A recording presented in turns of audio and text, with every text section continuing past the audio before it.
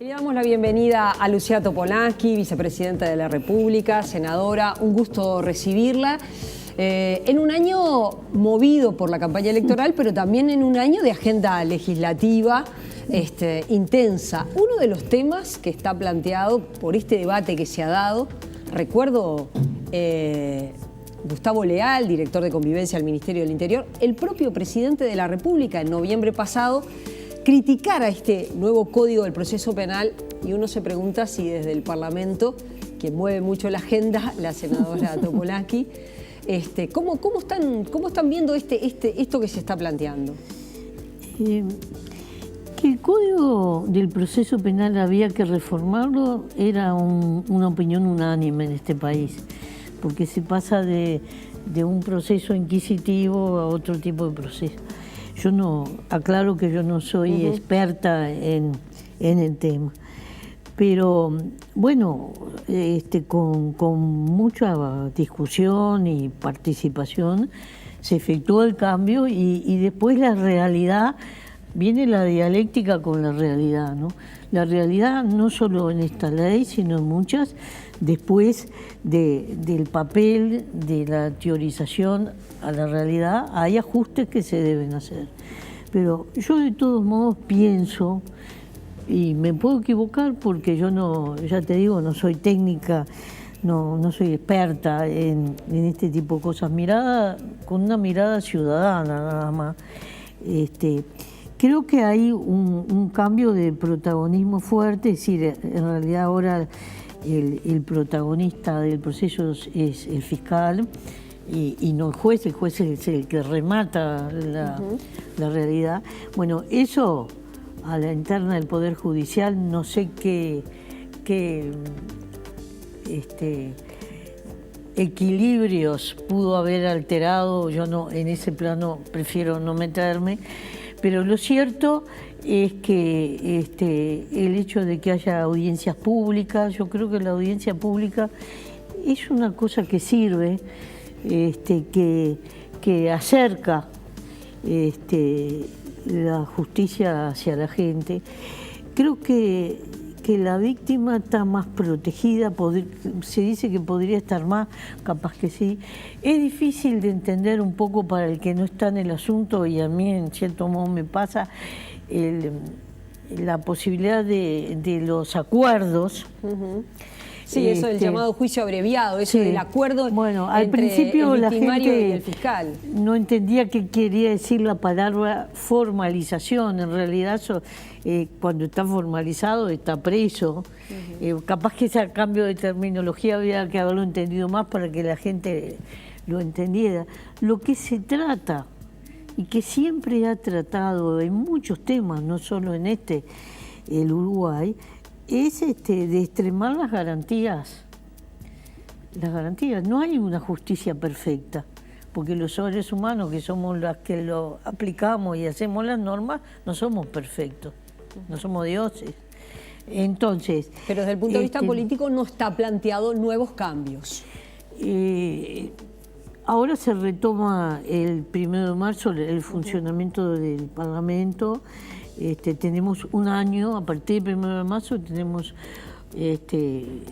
un poquito menos de un año, porque el Parlamento cambia el 15 de febrero del 2020. Esta legislatura es más corta porque termina en septiembre por el año electoral, pero pasadas las elecciones puede haber levantamientos de receso. De hecho, yo he vivido eso y remate de algunos temas. Así que no sé, la Comisión de Constitución y Códigos, que es donde están ese tipo de temas, si verá necesario hacerle más ajustes, si entenderá que hay que dejar que se despliegue un poco más la ley sobre la realidad, que los actores, porque hay muchos actores en este proceso, se exprese, es decir, ahí va a haber que tomar algunas resoluciones que, ahora bien, yo no creo que el aumento o la disminución de los delitos pase por la implementación de una ley, por una cosa de sentido común. No hay ningún chorro en esta vida que ande con el Código Penal bajo el brazo, a ver, aumenta, disminuye, no. hay otras lógicas por las que pasa eso.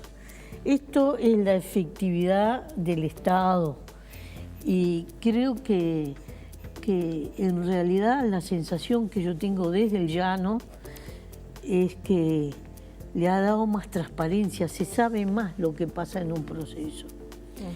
Y eso es muy bueno. Pero admito que no soy del... No, decía, porque usted decía, bueno, es cierto, el delincuente no va con el código, pero se han conocido casos en los cuales personas que cometieron delitos llegaron a acuerdos, quedaron en libertad y volvieron a cometer delitos. Sí, por eso que yo digo que no hay nada perfecto, porque quien lo dejó en libertad, no lo voy a crucificar, capaz que en la evaluación de las pruebas midió algo que después no resultó en la realidad. Porque nosotros tenemos una queja en este país que es como contradictoria. Dice, cada vez hay más gente en las cárceles. Y después dice, ¿por qué no ponen a la gente en las cárceles? Es decir, tenemos una contradicción, que tenemos que llegar a un pacto, un equilibrio en esto. Y yo creo que cuando se cambia un sistema, necesariamente tiene que haber un periodo de ruidos y de ajustes. No sería natural que eso no pasara. Cuando se cerró 2018 fracasó el intento de poner en el debate la ley de financiamiento de los partidos. ¿Es un tema para retomar en marzo o es un tema que, bueno, esta elección va a ser con los parámetros históricos y será para el próximo periodo legislativo? El Frente Amplio no tuvo el voto 50 para en la Cámara de Diputados tratar el tema, la oposición no dio los votos, aunque el proyecto tenía la media sanción de la Cámara de Senadores. Quizás hubo un ruido un poco raro, pero en lo concreto el proyecto le falta media sanción. Y bueno, las críticas desde la oposición es que la bancada de gobierno pudo haber acordado internamente, pero no acordó con el resto de los partidos. No es así. Hay un relato absolutamente equivocado sobre esa ley. En primer término, lo vi escrito en alguna prensa escrita que la ley fue enviada por el Poder Ejecutivo. No es cierto. Esa fue una ley que nació del Parlamento. Y nació del Parlamento porque en el Parlamento y en las dos cámaras y por todos los partidos se empezó a discutir el problema de una cantidad de problemas de transparencia, ¿no?, que están instalados en el mundo, no son solo de Uruguay. Y entonces, en ese marco, a propuesta de la bancada del Frente Amplio por iniciativa del entonces senador Mujica, se formó una comisión especial donde estaban los 4 partidos que están representados en el Senado. Faltaba Unidad Popular, pero no tiene representante en el Senado, así que fue una democracia plena. Se instaló una comisión especial que trabajó un texto. Y se trabajó durante meses. Hubo, es verdad, 2 o 3 artículos que fueron los únicos que no se votaron por unanimidad. Por eso nosotros, de buena fe, creímos que, ya que los partidos habían aprobado todo el resto del texto, que es bastante más largo, por unanimidad, eso se iba a repetir en la otra Cámara. En realidad, en todos los partidos, en todos, me incluyo el mío, porque en el mío faltó un compañero que no dio su voto, pero en los otros faltaron todos los legisladores, que habiendo dado su voto en el Senado, no lo quisieron dar en diputados, como si los partidos funcionaran de una manera estrafalaria. Esas son las novedades de la época. A mí me cuestan entenderlas porque yo creo en los partidos fuertes, en su funcionamiento.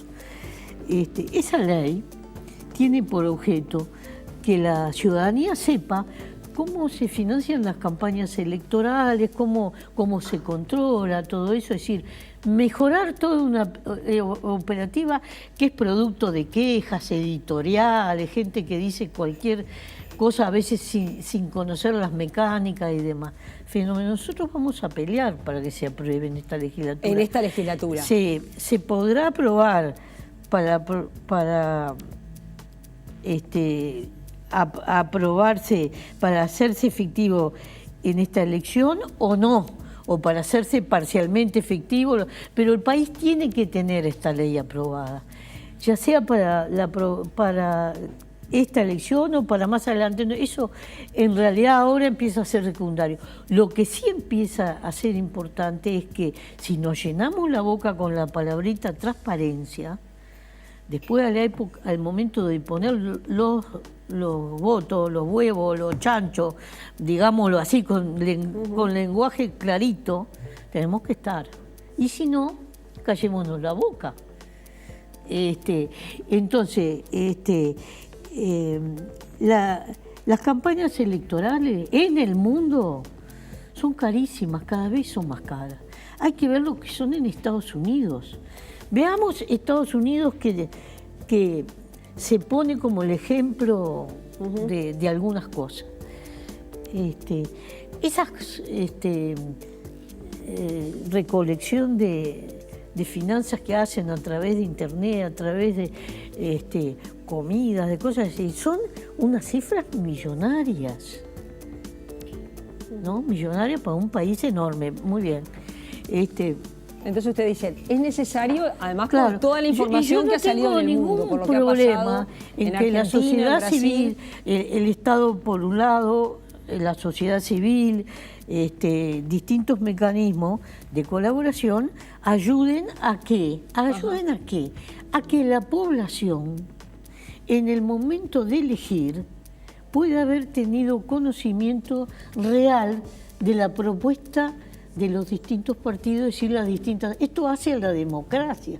Ahora bien, si yo no doy esa oportunidad y no lo hago con esa transparencia y de una forma arreglada, aquel que tenga más vínculos o más recursos personales o lo que sea va a tener ventaja, y que la ventaja en el conocimiento de la propuesta sea el dinero, es tremendo a la democracia. Le cambio de tema. Venezuela, usted no está ahora en la comisión permanente. A las 10 de la mañana reciben a Nil Noboa. El gobierno uruguayo ha tenido una posición. Hay quienes dicen, bueno, es contradictorio lo que ha definido nuestro país. Desde la Fuerza Frente Amplio, tanto el Partido Comunista como el PVP no aprobaron esta decisión del gobierno uruguayo de plegarse a pedir elecciones libres, transparentes, lo antes posible en Venezuela. Lo consideran una injerencia. ¿Cómo ve esta situación? En primer término, quiero aclarar que el Frente Amplio tiene una posición. Que haya algún grupo que tenga diversidad, eso pasa en todos los partidos y siempre y con todos los temas. Pero el Frente Amplio tiene una posición y ha respaldado la posición del gobierno. Eso tiene que quedar nítido. Primera cosa. Segundo, podemos discutir 10 horas, pero acá la cuestión está entre la paz y la guerra. Entonces nosotros podemos sacar códigos, sacar definiciones, legitimidades, esto, lo otro, pero si terminan masacrando a un pueblo, porque el escenario bélico está planteado, nadie se lo puede comer, eso es más, ha habido declaraciones hasta semi-expresas del asunto, nosotros tenemos que estar preocupados. Hay quien dice, bueno, pero en Venezuela hoy ya hay hambre, hay muerte en la calle. Pero vayamos por partes, porque si no analizamos las cosas, porque no vi ninguna movilización por el Yemen, y hay 4 millones de personas en la inanición, y no pasa nada, porque los intereses de Arabia Saudita son muy potentes. Así que miremos las cosas en contexto, es lo primero que tenemos que hacer. Hubo hace más de un año, hubo una muy buena iniciativa del presidente de Santo Domingo, de Danilo Medina, y es una cosa que la historia le tendría que reconocer, de organizar un ámbito para un acuerdo civilizado en Venezuela. Allí también participó el español Rodríguez Zapatero, el expresidente español. Y allí se trabajó con el oficialismo y la oposición, que la oposición es variopinta porque son muchos partidos, no es un solo partido, se trabajó y se llegó a una conclusión. De la noche a la mañana, y esto no es figurativo, es literal, cuando se había acordado un camino, no sabemos lo que pasó, algún día se desclasificará esto, podemos intuir lo que pasó, la oposición se bajó del acuerdo. El acuerdo suponía liberación de los presos políticos de las dos partes, y de hecho se liberaron 193, adelanto de las elecciones, y se había fijado una fecha y se hicieron las elecciones adelantadas a las que no se quiso presentar. ¿Usted estuvo de acuerdo cuando escuchó que el canciller Nino Noboa dijera Uruguay sacó de la declaración la liberación de los presos? Por eso quiero llegar a eso, es decir, hubo una cosa y eso fracasó. Muy bien. Siguió transcurriendo el tiempo y poniéndose cada vez más tensa y más urticante la realidad. ¿Y Uruguay qué podía hacer? Efectivo, porque yo puedo salir y decir, este señor es maravilloso, aquel es maldito, esto es así, esto es asá. Hablo desde acá, desde un paisito del sur, la vida pasa y los hechos transcurren y yo, nada. Hay que hacer cosas efectivas que sirvan. Entonces, cuando Uruguay toma esta iniciativa, con otro gobierno latinoamericano, que es el gobierno de México, que es un gran país de Latinoamérica, las tres economías grandes, Brasil, Argentina y México. Es decir, no estoy un pequeño país con Uruguay, con un pequeño país como Paraguay, no somos unos chiquitúas del continente, sino acá hasta hablan, bueno, se conversa, dice acá, la situación, y la guerra no nos conviene a ninguno. No le conviene a nadie la guerra, salvo a algunos que han lucrado con la guerra.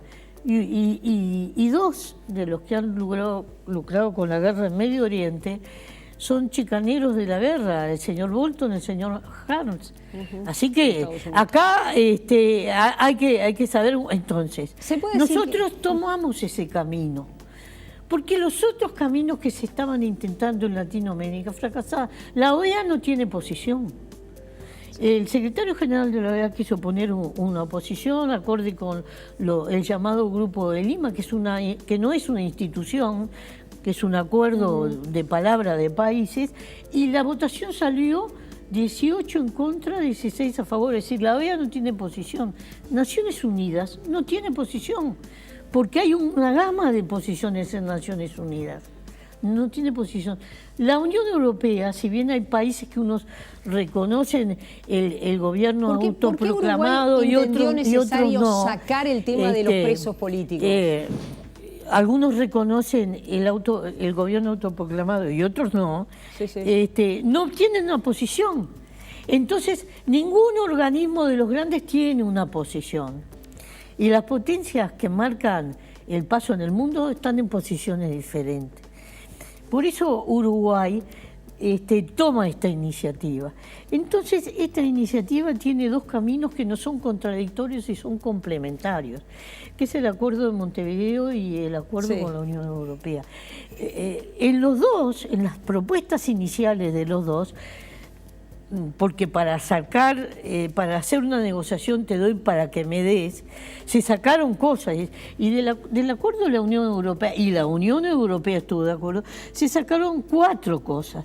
El tema de los presos políticos se sacó para que no se lea como una injerencia, porque la autodeterminación y la soberanía son cosas muy valiosas en este mundo.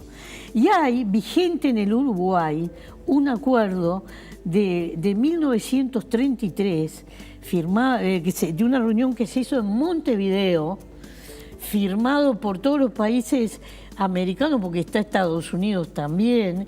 Por el Uruguay firman blancos y colorados, algunos de gran enjundia o grandes apellidos.